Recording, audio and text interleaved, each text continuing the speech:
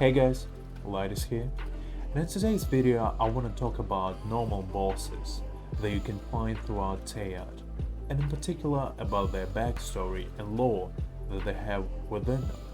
Now let's begin with our first entries as hypotheses. Now, elemental hypotheses are a life form which have completely abandoned their former appearance and biological structure, making them able to reach the highest level of elemental purity.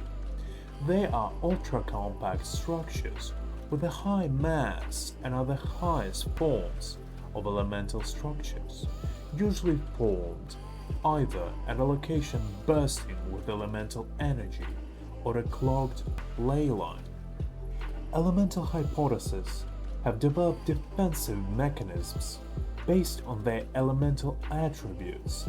Concentrated elemental energy forms a solid shell around the core of the hypothesis, leaving only the core reactive to the elemental stimuli. Research into hypotheses is mainly led by scholars of Sumeru academia, but due to their level of danger that they possess, little of substance is known about hypotheses beyond their scientific name and codename. Pyro Regis vine is a monster formed from a vine that was imbued with the essence of biting frost within the ley lines. Some studies hold that plants are like organs of the world, harmonizing the turbulent elemental energies of the ley lines. Concrete examples of this phenomena are mist flowers, whopper flowers, and the like, which brim over with elemental energy. In certain circumstances, certain plants will turn into creatures of monstrous size and intent, such as the Pyro Regis vines, over the course of many years. Pyro Regis vine, a giant vine that has observed the ancient flame that rages within the ley lines. It is restless, as if filled with an endless fury. Poets, bards, and even some academics believe the elements also contain emotions and hope. If this is true, then one can only wonder what emotions cause the Pyro Regis vine to burn eternally, writhing like one longing to be free of the confines of the earth. Electro Regis vine, a huge vine that has morphed into a monster through the conduction of high voltage currents through the ley lines. Electricity surges constantly from its canopy like the unending rage of the earth itself. Shahrabar researchers once submitted that a complex circuit matrix might be set up around the creature to carry electrical energy to the city for use there. This plan was stridently opposed by the scholars from Spantman, who sacrificed 10 shroom balls to drive home the point about the dangers of utilizing electricity. Rodeo of Launch, a life form created from condensed hydroelements of incredible purity, often attached to bodies of water. It is said that as water bodies become purer, the hydroelements within grow more abundant, causing the oikanoids to grow more powerful. It is also said that by some oikanoids were once sea creatures from a home far away, who carried the fragments of a long-dead god to the many corners of this world. Perhaps they did so that the love their god held for this world could be spread through the waters to all the land. Thunder manifestation, an abnormal electro-elemental life form Although it might appear similar to an organoid, it does not possess her intelligence or memories. That which drives this thunder manifestation is a much more primal fury. It is said that these life forms will only descend like lightning upon places that play host to great lingering resentment, such as the fragmented Amakuma Peak, where the storm clouds ever roiled. As long as the grudges of the land do not fade, so will the roaring thunder persist. Primal Geobishop. After many years, the awesomely powerful ancient Geobishops grow accustomed to changes in their elemental environment. Folktales hold that after the great draconic calamity that led to the reunition of Tangshu Valley, the overlord of Geobishops and primal Geobishops was imprisoned deep beneath the earth, and so, too did they burrow into deep and unseen places, awaiting their chance to rise once more. Magu Kenki, and disciplined mechanical swordsman, doesn't seem to have the ability nor will to speak, but instead only seeks to communicate with crossed swords. It is said that this machine was made using the memories of the first generation master of a certain sword school.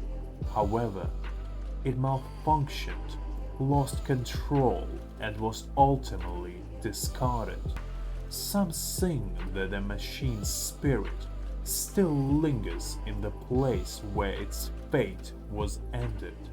They also say that the vicious mask that serves as its guard was inspired by a famous Oni of their era. Golden Wolfblood.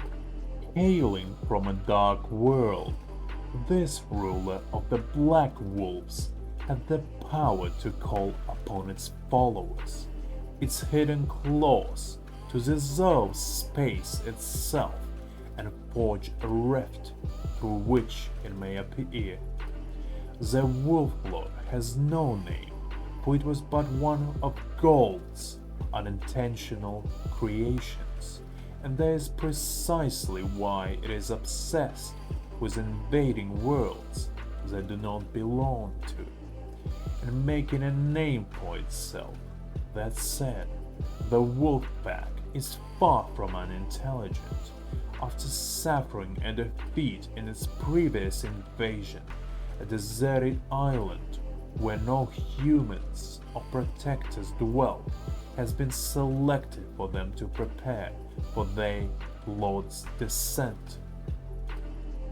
Coral Defenders, a powerful group of Bathamal bishops. They have been specifically bred and selected by the people of Enkanomiya, which has given them their exceptional strength. Of course, no bishop would consider this some sort of debt to be repaid. The strongest members of the herd can use different elements, which they wield as a show of their hatred. Jade Plume Terror Shroom. Over many long years, this large fungal beast has morphed into a unique form.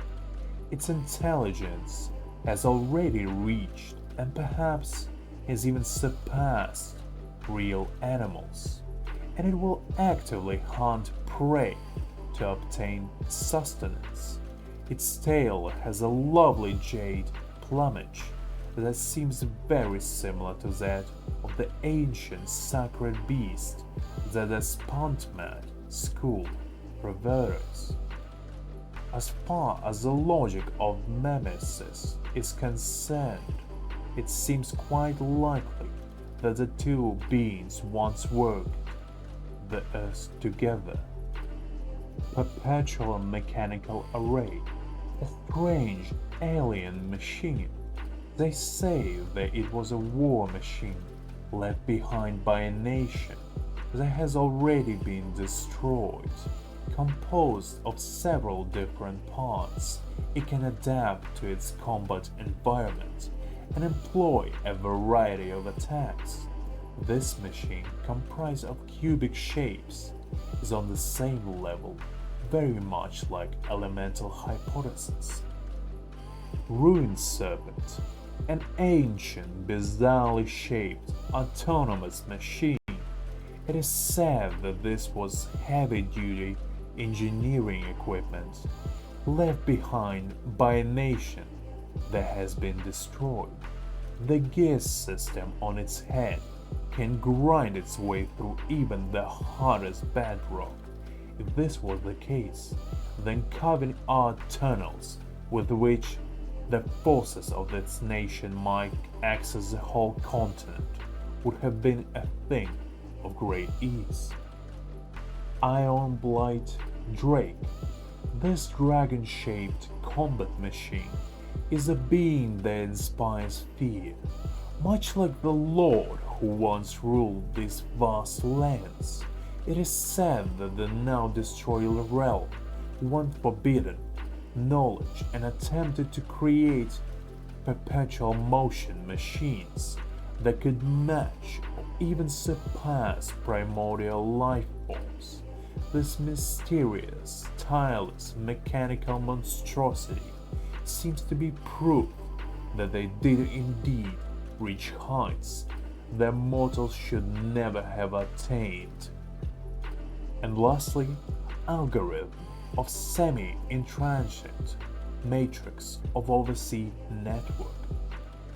A perpetual motion machine that ruled over the many constructs scattered throughout the desert. It seemed that the lonely ruler's will still indwells this device, perhaps due to a friend's teachings in a dream, or perhaps because he coveted the power of the holy ones in the skies. The king created mysterious devices that should not exist in this world before founding his realm in these lands. Amidst the ruins of the city of 1,000 pillars, the ancient crystals still reflect the glory of the golden paradise, though none now live who remember the king's dreams.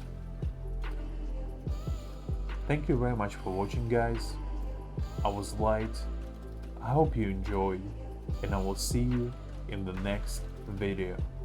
Bye bye.